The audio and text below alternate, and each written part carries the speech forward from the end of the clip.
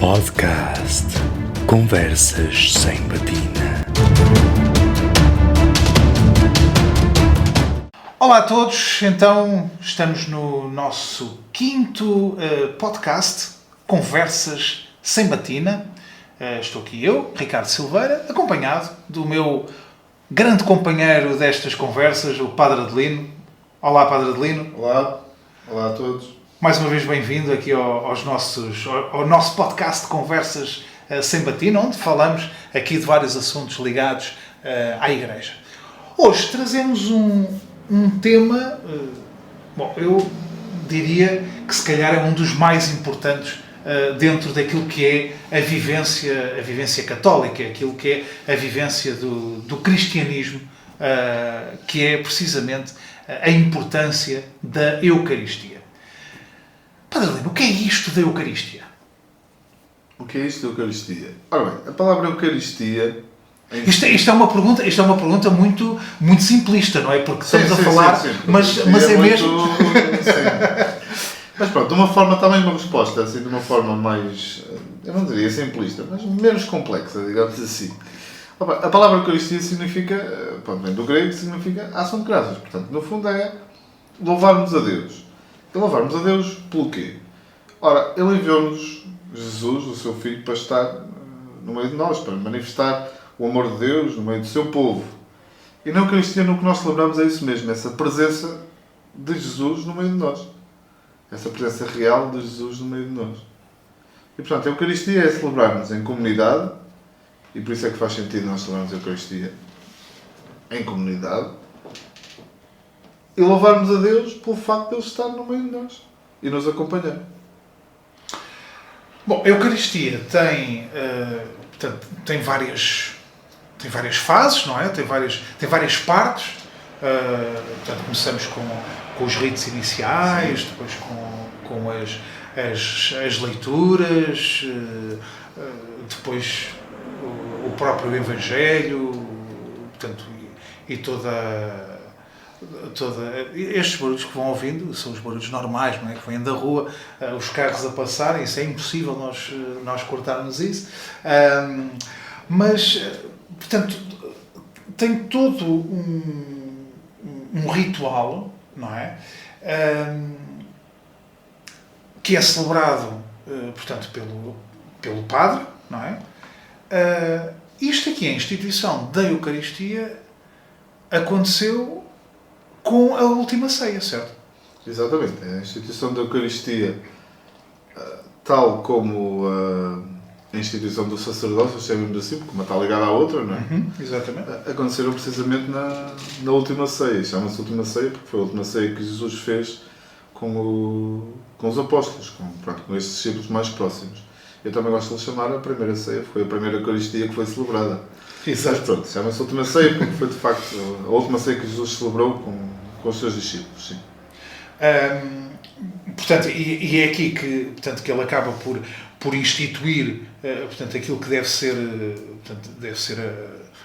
a própria propagação da fé cristã.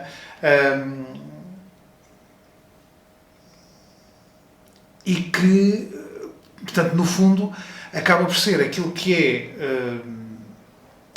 penso eu, transversal a todas as confissões, portanto, cristãs, não da mesma forma, portanto, em todo o lado, mas esta parte da instituição da Eucaristia acaba por ser, portanto, ali, lá está, quando nós estamos a celebrar a Páscoa, não é? Portanto, na Semana Santa, na quinta-feira, portanto, na Quinta-feira Santa, quando portanto, iniciamos o tríodo pascal, em que se faz a chamada missa do lava-pés, é precisamente a missa que celebra a instituição da Eucaristia, que acaba por ser, portanto, essa parte acaba por ser, penso eu, um bocado transversal a todas as confissões cristãs. Portanto, sim, aquilo que é essencial, sim, é isso mesmo. Pronto, nós popularmente chamamos de facto a missa do lava-pés, não é mais correto, mas pronto, o nome é a missa da ceia do Senhor. Exatamente. Mas isto chama-se a missa de lava-pés porque foi precisamente onde... Foi também nessa última ceia que Jesus lavou os pés aos seus discípulos e que nós hoje em dia, pronto, já não se faz assim tanto, se calhar essa tradição está-se a perder, mas pronto, nessa missa, pronto, a última ceia, também se faz a representação, digamos assim, desse lava-pés significando que Jesus veio de facto para servir. Exatamente. Sim, de facto o essencial naquilo que é a nossa vivência como cristãos é a celebração da Eucaristia. Portanto, quando Jesus diz: tomai todos e comei, isto é o meu corpo, tomai todos e comei, isto é o meu sangue. Portanto, é essa presença real dele no meio de nós. Isso é que é o essencial de facto da vivência da nossa fé. Depois, de facto, liturgicamente celebrado de formas diferentes, pronto, pelas várias confissões cristãs. Exatamente. Assim. Exatamente. Mas, portanto, e aqui agora centrando-nos aqui na Igreja Católica, nós temos diferentes tipos de missa, não é? Porque, se calhar, pronto, isto agora que eu disse, se calhar é um sacrilégio. É um sacrilégio, mas temos a chamada missa semanal, depois temos as missas vespertinas, depois temos a missa dominical. O que é diferente entre cada uma destas missas? A missa é sempre igual. Não há missas diferentes umas das outras. O que há é, digamos, se calhar formas diferentes ou formas distintas de as celebrar. Por exemplo, na missa semanal, em vez de termos a primeira leitura, o Salmo, a segunda leitura e o Evangelho, temos só a primeira leitura, Salmo e logo o Evangelho. Portanto, não temos a segunda leitura na missa semanal. Na missa ao domingo já temos a segunda leitura.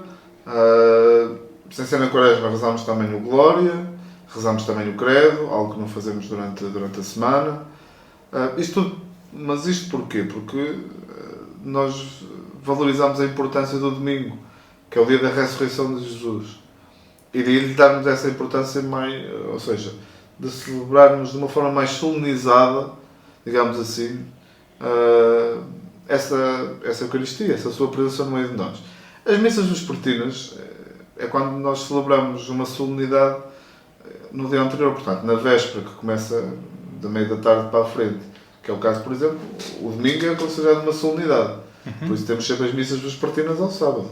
É basicamente celebrar o domingo, mas começando a celebrá-lo na véspera. É isso. Muito bem.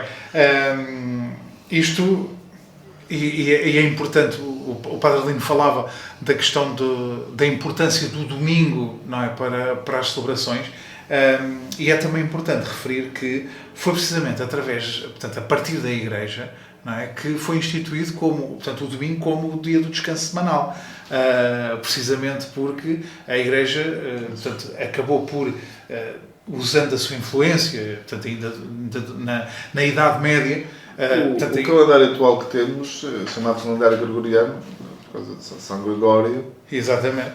Portanto, foi um santo Papa que criou o calendário que temos atualmente. E pronto, e sabemos que na Europa está muito marcada por esta tradição católica, digamos assim. E portanto é natural que quando foi criado um calendário tenha sido criado de acordo com aquilo que eram as celebrações. E daí, pronto, ter sido instituído de facto o domingo como o dia do descanso semanal, o primeiro dia da semana, porque era também o dia em que celebramos, em que recordamos a ressurreição de Jesus. Está tudo ligado a isso. Exatamente. Isto, portanto, e fazendo precisamente referência a isto, a Igreja Católica noutros tempos teve também muita influência política, portanto, nos diferentes Estados. Aliás, a Igreja Católica tinha quase o poder, não é, que hoje em dia é atribuído à Organização das Nações Unidas. Na altura era a Igreja Católica. A Igreja Católica reconhecia um reino como um reino independente.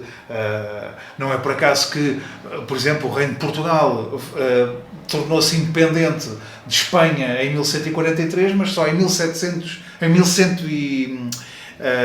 em 1179, por aí, é que o Papa reconheceu o Reino de Portugal como independente, através da assinatura da bula Manifestis Probatum.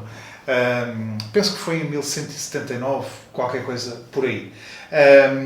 Mas, portanto, e foi precisamente com essa influência que a Igreja, porque antigamente havia o termo de trabalhar de sol a sol, não era por acaso, era porque os trabalhadores efetivamente trabalhavam de segunda a domingo, pronto, não tinham dia de descanso instituído, e foi precisamente a Igreja Católica que instituiu, portanto, o domingo como dia de descanso, e os Estados depois acabaram por implementar, e pronto, depois chegámos também à realidade que existe hoje.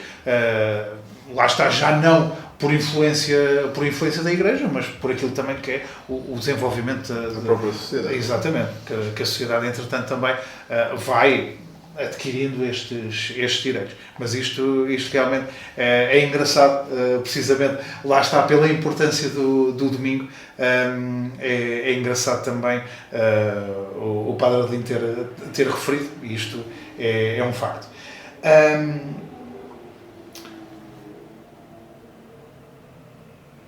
Portanto, nós temos, durante a Eucaristia, temos a parte das leituras, não é? Temos a parte lá está a primeira leitura, temos o Salmo, temos a segunda leitura, o Salmo pode ser cantado ou pode ser dito, e depois temos o Evangelho. O Evangelho que não pode ser lido por qualquer pessoa na Eucaristia. Enquanto a primeira leitura, o Salmo, a segunda leitura e a oração dos fiéis podem ser lidas por qualquer pessoa, não é? Que se disponibilize para isso. O Evangelho, portanto, por outro lado, não pode ser lido por qualquer pessoa, certo? O Evangelho... Na Eucaristia. Sim, na celebração da Eucaristia, é isso que estamos a falar. Exatamente. Na celebração da Eucaristia está atribuída a leitura do Evangelho se há algum diácono ou diácono, se não estiver presente nenhum diácono ou um sacerdote, só estiver o que está a presidir, é esse, ou um outro que esteja presente na celebração, porque o sacerdote se lhe for ordenado diácono, nunca deixou de ser diácono, continua a ser diácono. Exatamente. Está apenas no outro grau do sacramento da ordem. Liturgicamente foi instituído assim. No porque fundo, o Evangelho tem uma importância, ou seja, toda a palavra de Deus é importante. sim. Mas o Evangelho mostra-nos aquilo que foi a vida de Jesus, os ensinamentos que ele nos deixou. E, portanto, a importância que lhe é dada é diferente daquilo que é dada às outras leituras, digamos assim. Muito bem. Mas foi algo instituído liturgicamente, ou seja, teologicamente não tem grande justificação teológica, digamos assim. Okay. Aquilo que é o serviço do diácono, que é proclamar a palavra, pronto, e no caso do padre, que é proclamar a palavra, e no caso do Evangelho. Mas por exemplo, era aí precisamente que eu queria chegar. Durante a celebração da Eucaristia, não pode ir um outro qualquer leigo ler o Evangelho. Portanto, é o que está instituído, é que seja ou o diácono ou um padre a fazer essa leitura. Há uma outra exceção, quando, por exemplo, no relato da Paixão, na altura da celebração do Tríduo Pascal ou da Semana Santa, pronto, mas aí são exceções, isso é o relato da Paixão, não é propriamente a leitura do Evangelho, digamos assim. É um texto do Evangelho, sim, mas é o relato da Paixão, é diferente, o tipo de celebração é diferente. Até porque, portanto, e agora brincando aqui um bocadinho também com coisas sérias, mas brincando aqui um bocadinho, eu acho que se fosse um padre sozinho a ler o relato da Paixão, depois já não tinha voz para continuar o resto da Eucaristia. Longa, coitado. que é um momento bastante longo e também bastante intenso, diga-se passagem. Sim. Portanto, que normalmente é lido, portanto, ali no Domingo de Ramos. Portanto, o relato da Paixão lê-se da Paixão no Ramos e depois na Sexta-feira Santa. Exatamente. E é precisamente aquela parte mais difícil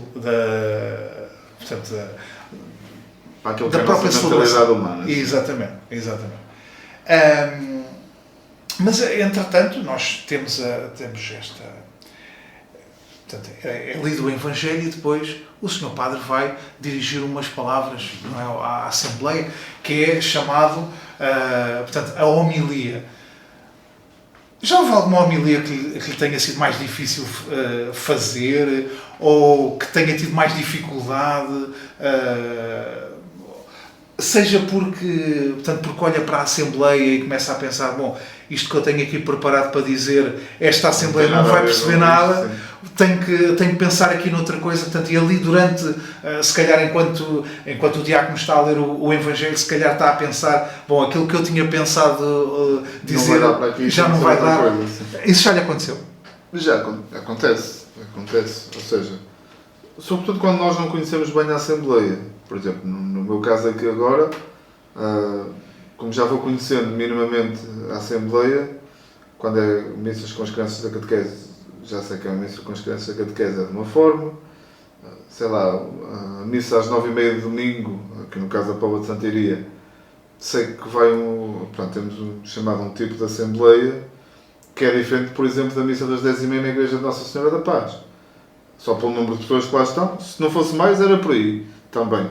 Portanto, sim, às vezes é difícil, sei lá, nesse caso concreto, Ricardo, que estás a dizer, se não conhecemos a Assembleia, ou seja, nós preparamos uma coisa muito genérica se não conhecemos bem a Assembleia, o que também não é o melhor, e depois podemos ter que mudar tudo assim à última da hora, tudo, nunca mudamos tudo, porque a palavra de Deus é aquela, não é? Mas temos que nos adaptar ao tipo de Assembleia que temos, isso é um facto.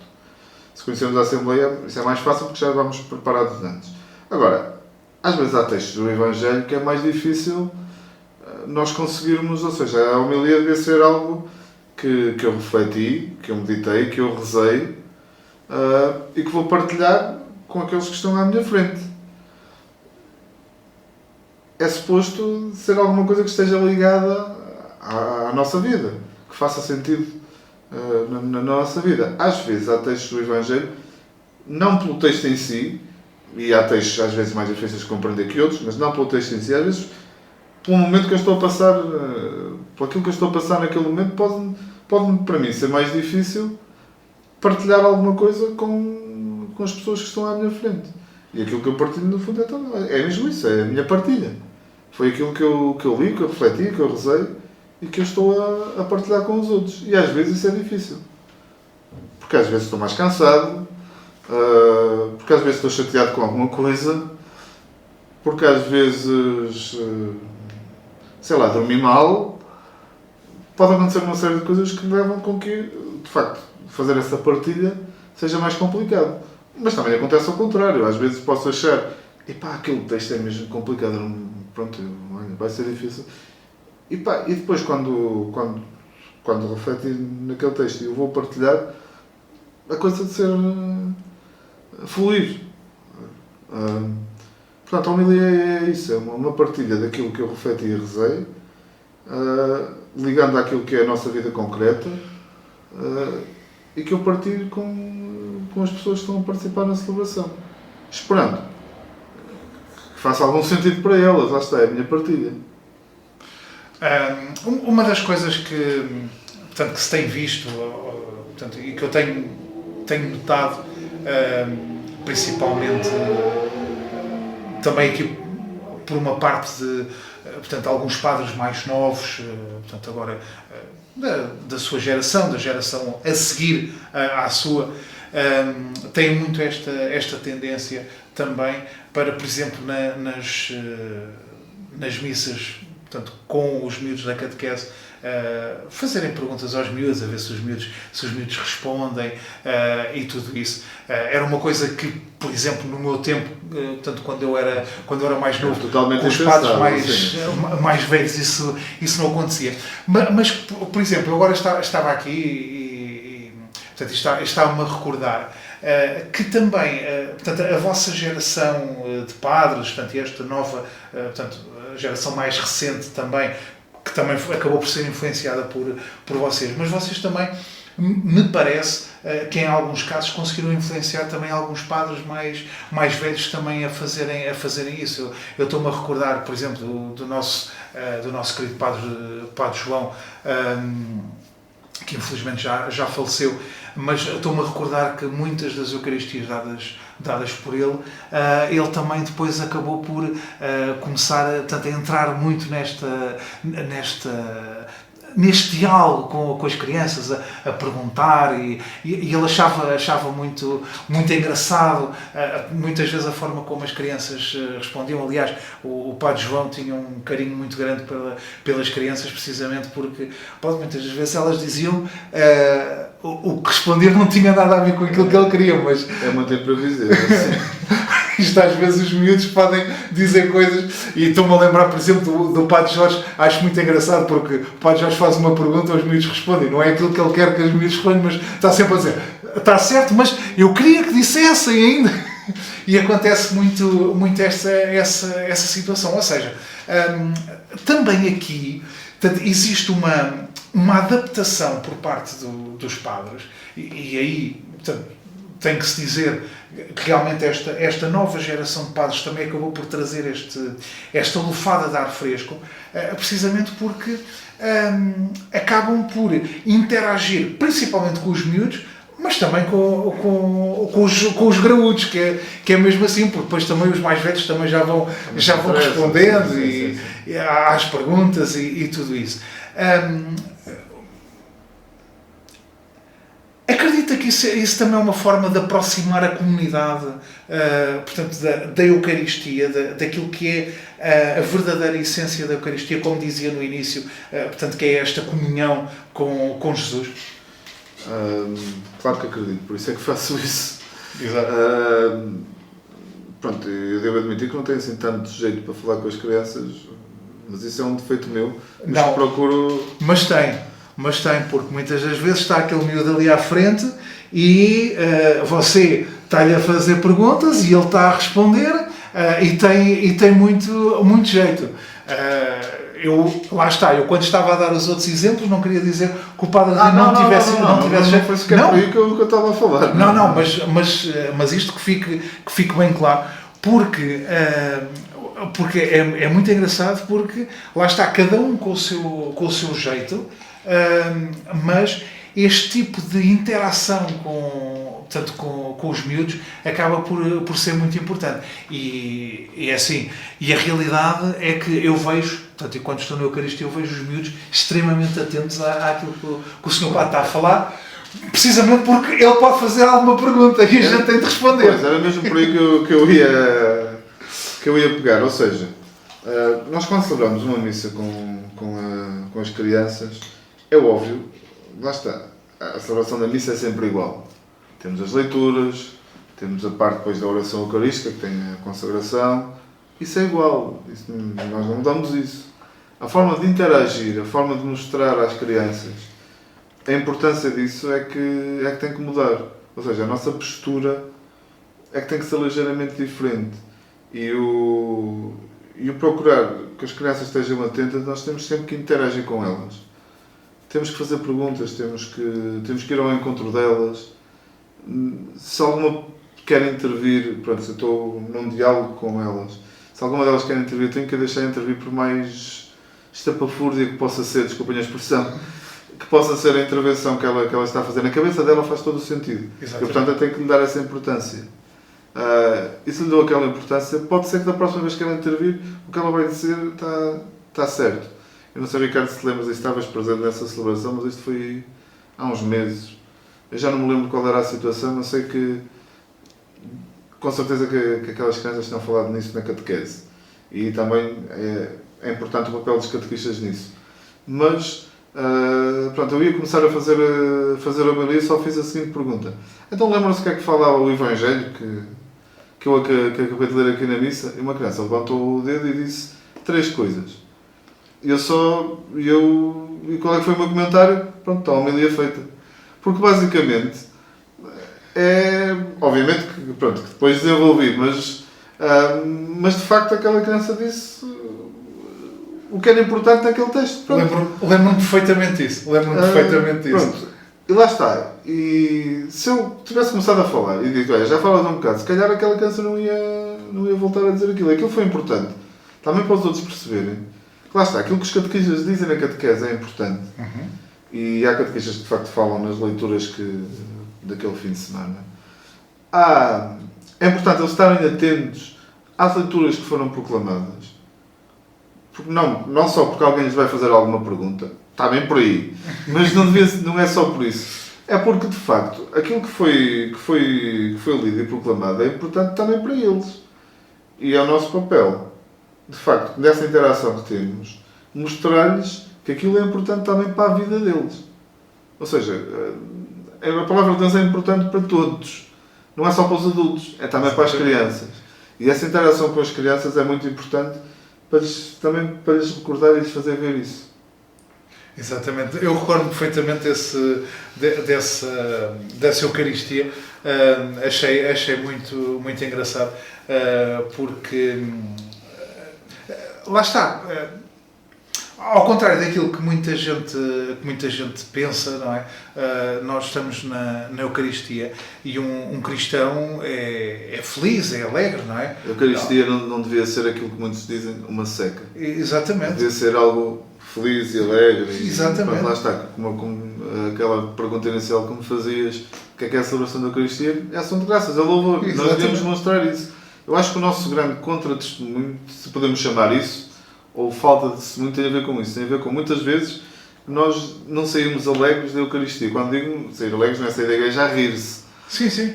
E não é só o que pronto, com conversas que porventura possamos ter ali à saída da igreja. É depois aquilo que nós levamos para a nossa vida. Porque na Eucaristia o que nós celebramos, aquilo que é a nossa vida, portanto, trazemos para a Eucaristia tudo aquilo que é a nossa vida e depois devemos levar dali, quando vamos para a nossa vida concreta, do dia a dia, levar também aquilo que celebramos. E viver a nossa vida concreta com a mesma alegria que celebramos a Eucaristia.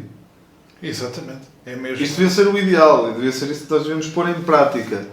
Nem sempre é fácil. Se calhar nem sempre conseguimos, por isso é que às vezes nos apontam o dedo e dizem tu até vais à missa e tudo, mas andas sempre aí com cara de enterro. Epá, infelizmente às vezes isso pode ser verdade. E o nosso papel é esse mesmo, é procurar que de facto aquilo que nós celebramos na Eucaristia seja transposto para a nossa vida, e a celebração da própria Eucaristia também deve ser uma festa.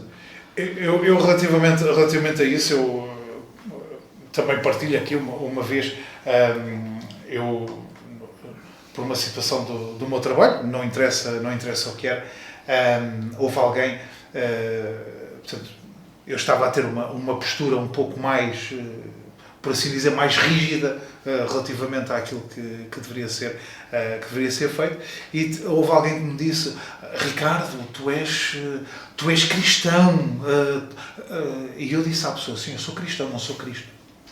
Cristo sou um. Portanto, eu sou cristão com todos os defeitos que um cristão tem. Não sou Cristo, porque Cristo só houve um que era perfeito e dava outra face. Ele também era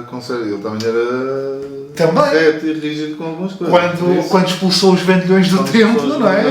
Por exemplo. Aquilo, ele não foi propriamente simpático, não é?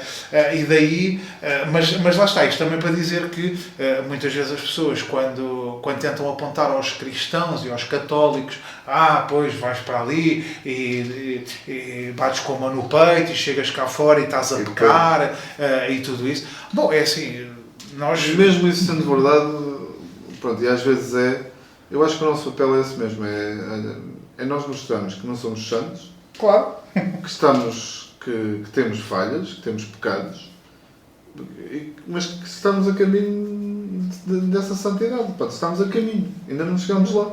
Exatamente. E é o nosso papel demonstrar isso mesmo. Pronto, se calhar o testemunho que estamos chamados a dar pode ir sempre melhorando, pode ser sempre um bocadinho melhor, digamos assim. E a celebração da Eucaristia devia levar-nos a isso mesmo. A nós procurarmos e dar a celebração da Eucaristia em comunidade e com essa alegria que é suposto nós celebrarmos, darmos esse espaço nesse caminho de santidade. Pelo menos ir procurando fazer qualquer coisinha. Exatamente. Se vamos conseguindo ou não, pois provavelmente se calhar não vamos. Não vamos totalmente, nunca vamos totalmente, mas pelo menos vamos tentando. Tentando fazer alguma coisa. Bom, antes de terminarmos, estamos quase a chegar ao nosso limite, também para não ser muito enfadonho, mas, portanto, depois deixar aqui mais uma questão. A comunhão. A comunhão é, portanto, um dos atos mais importantes da Eucaristia. Embora haja pessoas que não podem, portanto, não podem praticar a comunhão, mas o ato em si da comunhão que acaba por ser o mais importante. É importante porquê? O mais importante da celebração da Eucaristia é a consagração, é quando Jesus se faz presente no meio de nós. Isto é o meu corpo, isto é o meu sangue. A comunhão é importante por causa disso mesmo, o que a própria palavra significa. Porque nós recebemos Jesus, portanto, entramos em comunhão com Ele, porque em comunhão com os irmãos, nós somos chamados a estar na própria celebração, porque nos juntamos em comunidade. A comunhão chama-se isso mesmo porque nós entramos em comunhão com Jesus, estamos a recebê-lo na nossa vida, queremos estar com Ele. No fundo, abrimos o nosso coração para que Ele venha até nós. Uns de forma mais presencial, os outros mais de forma espiritual. Sim. Pronto, e quem não pode, lá está, por questões legais, ter essa comunhão, digamos assim, receber a hóstia consagrada, é chamado a fazer essa comunhão espiritual, ou seja, de facto estar disponível para acolher Jesus na sua vida. Muito bem. Bom, este tema dava aqui para fazermos 2 ou 3 podcasts. Mas podemos mais tarde voltar a ele. Mas podemos depois voltar, porque realmente é importante. E vamos também voltar aqui a alguns outros temas. Vamos se calhar abordar também aqui um bocadinho daquilo que é, portanto, esta parte da Eucaristia, portanto, e da importância também da parte da comunhão, portanto, e daquilo também claro. Aqueles que podem e aqueles que não podem comungar, também explicar um bocadinho isso. Mas realmente já estamos aqui a ultrapassar o nosso tempo. Foi mais uma conversa muito agradável. Mais uma vez, Padre Adelino, muito obrigado pela sua disponibilidade para falar connosco sobre, e falar para a comunidade também sobre um tema bastante importante para a comunidade como é a Eucaristia. E muito obrigado. Muito obrigado também por nos escutarem e por quererem também ir percebendo aquilo. Olha, há uns tipos que falam sobre uns temas e pode-me ajudar ou não. Acho que isso também é importante. Muito bem, o nosso podcast Conversas Sem Batina fica por aqui. Continuem a enviar-nos os vossos comentários, as vossas críticas, tudo e mais alguma coisa. Nós gostamos de receber, que é também para podermos melhorar portanto, aqui os nossos podcasts. Obrigado a todos. Muito obrigado.